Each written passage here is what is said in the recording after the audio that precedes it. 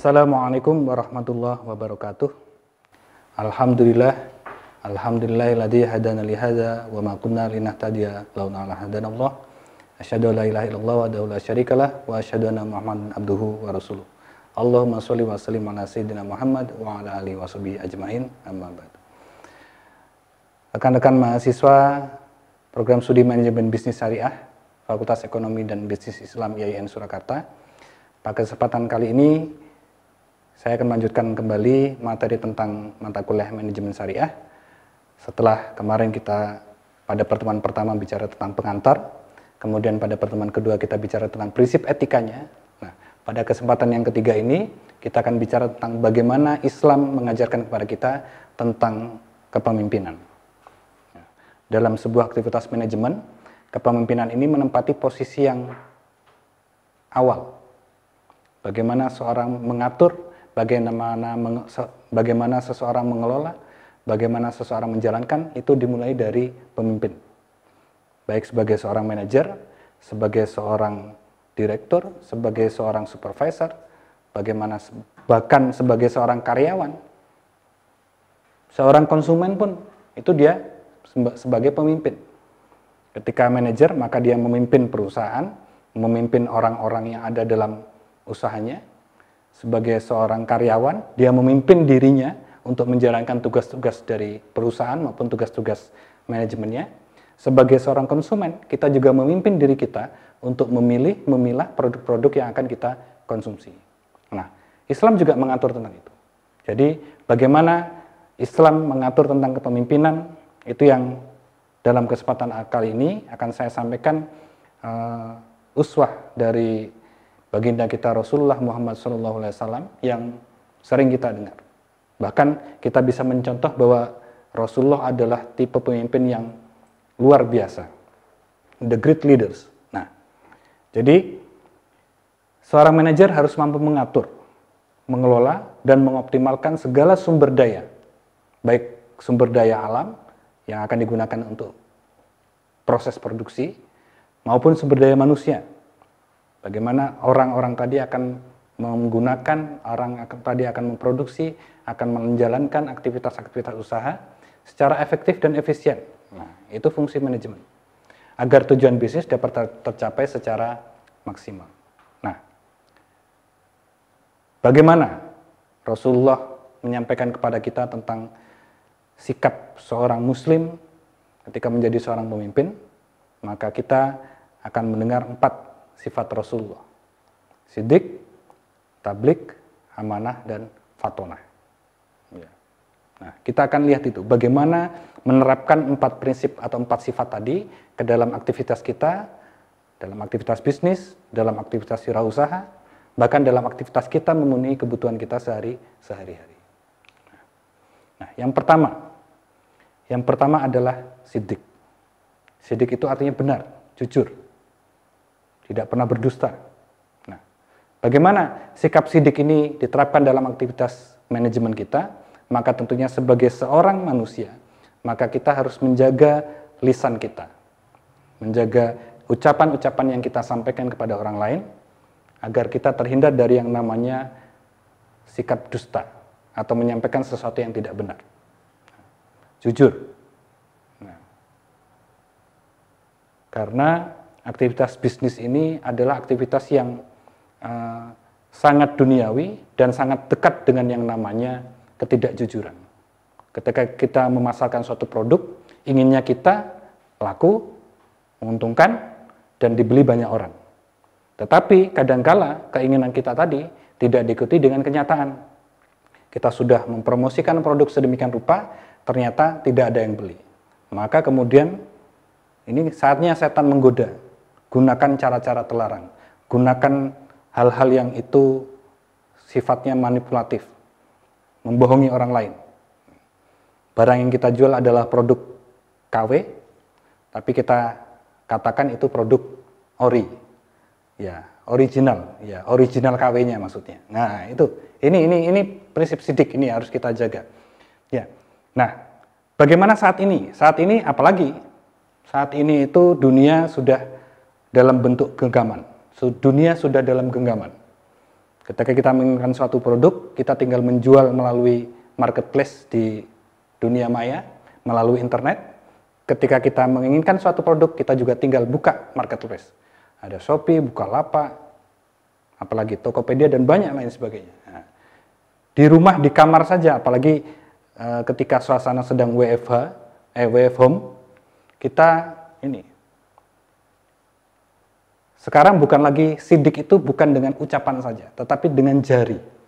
Kita memposting sesuatu, maka, nah, kita berdusta atau tidak itu bukan dengan lisan saja.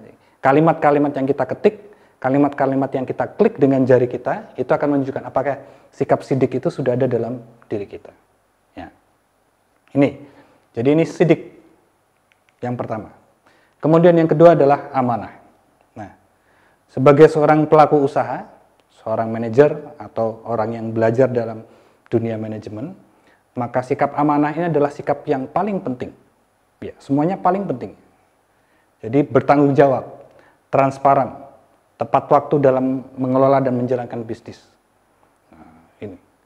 Tidak hanya sebagai pelaku usaha, produsen, tetapi tadi sebagai konsumen kita juga dihadapkan pada prinsip amanah.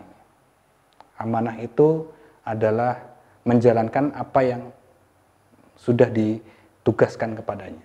Nah, contohnya misalnya, ketika kita sebagai pelaku usaha menerima pesanan dari konsumen untuk dibuatkan suatu produk dengan ukuran sekian, jumlah sekian, dengan harga sekian, maka ya, karena kita memegang prinsip amanah, kita laksanakan sesuai dengan pesanan yang disampaikan konsumen.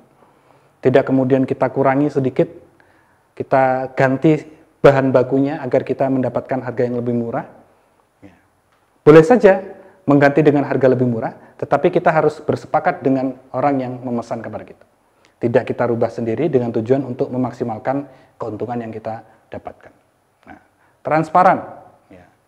Kita sampaikan misalnya, nah, contoh lain, amanah ini sesuatu hal yang gampang tetapi mungkin berat untuk kita terapkan. Contohnya kita jasa apa misalnya, bengkel misalnya. Kita mau servis, kemudian ketika sudah sampai servis, Pak, ini tolong saya dicekkan kendaraan ini. Yang rusak diganti, yang tidak rusak, ya tidak usah diganti. Tapi kita sebagai montirin, wah ini kesempatan ini.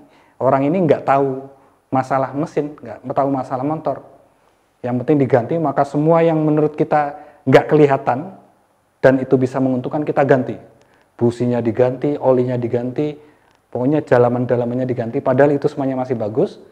Begitu kemudian kita sampaikan kepada konsumen, Pak, habisnya sekian juta. Nah, kaget orangnya. Padahal, nah ini namanya prinsip amanah dalam kehidupan yang kemudian tidak kita, termasuk yang baru saja. Ini baru saja, kalau ini Grace, baru beberapa hari yang lalu, ada viral di berita itu, ketika seseorang yang bermaksud menambal ban, itu kemudian dikenakan tarif Rp600.000.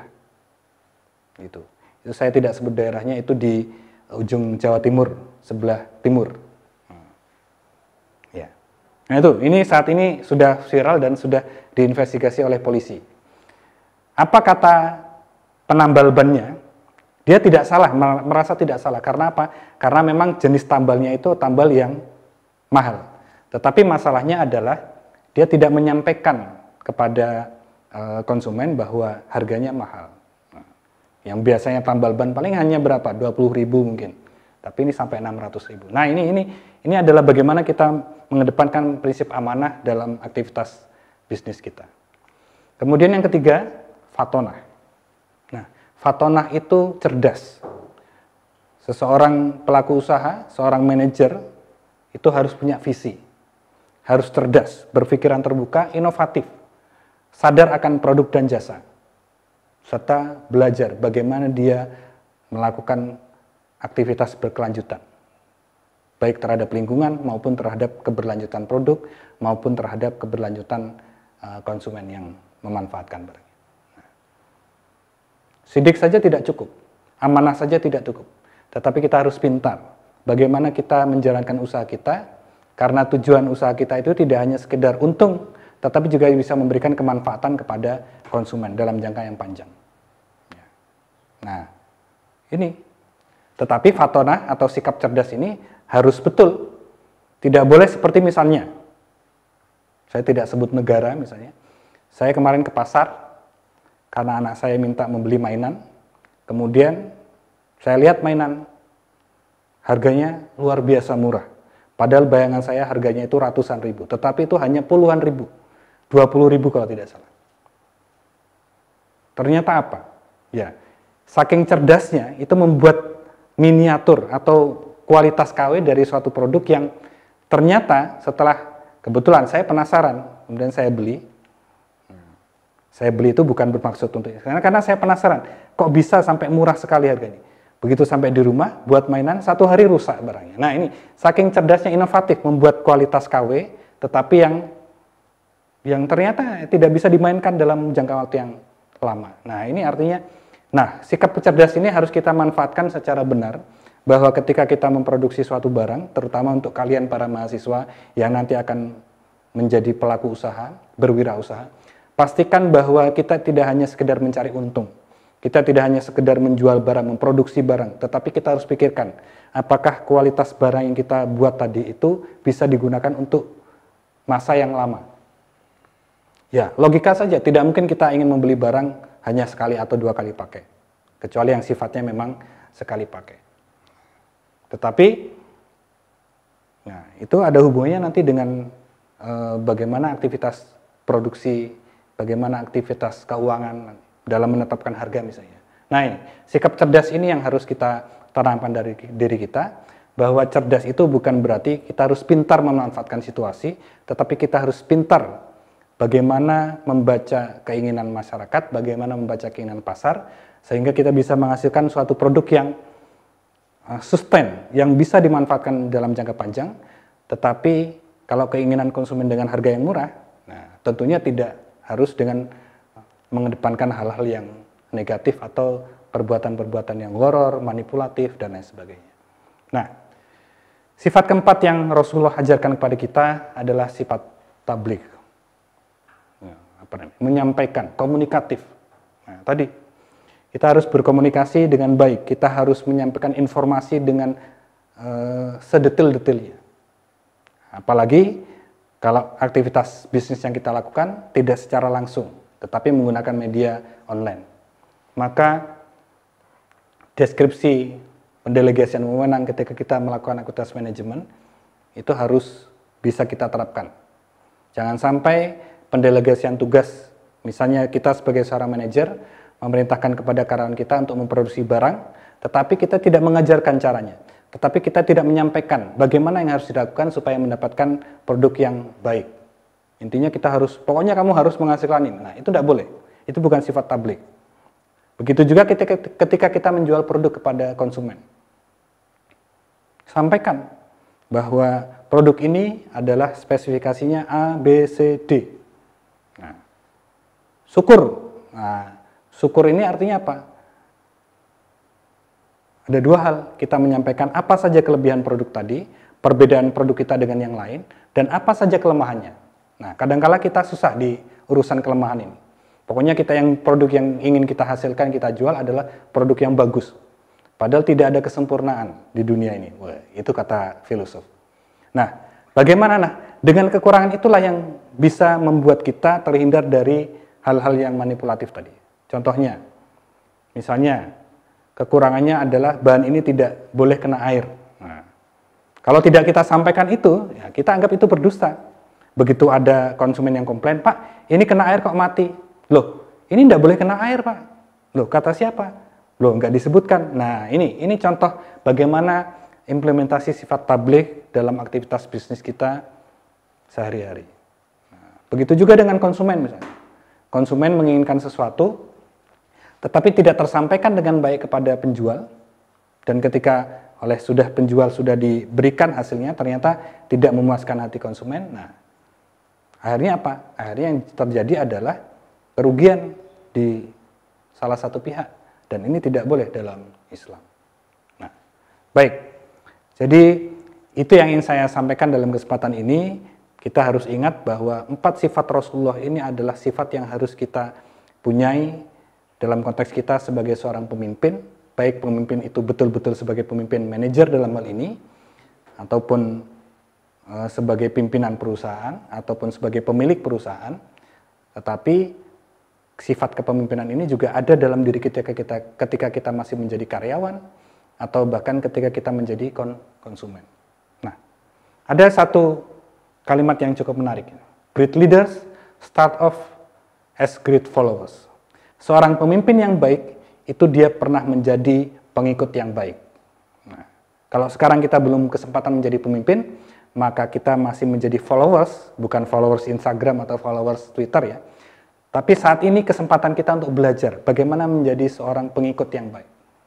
Nah, ketika kita sudah menjadi pengikut yang baik, insya Allah nanti ketika kita menjadi pemimpin, insya Allah kita akan menjadi pemimpin yang baik. Dan tentunya Rasulullah SAW tetap dan selalu menjadi panutan kita dalam aktivitas hidup kita sehari-hari.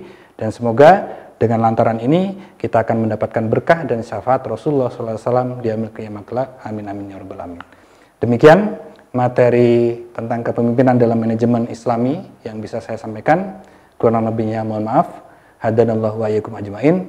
Wassalamualaikum warahmatullahi wabarakatuh.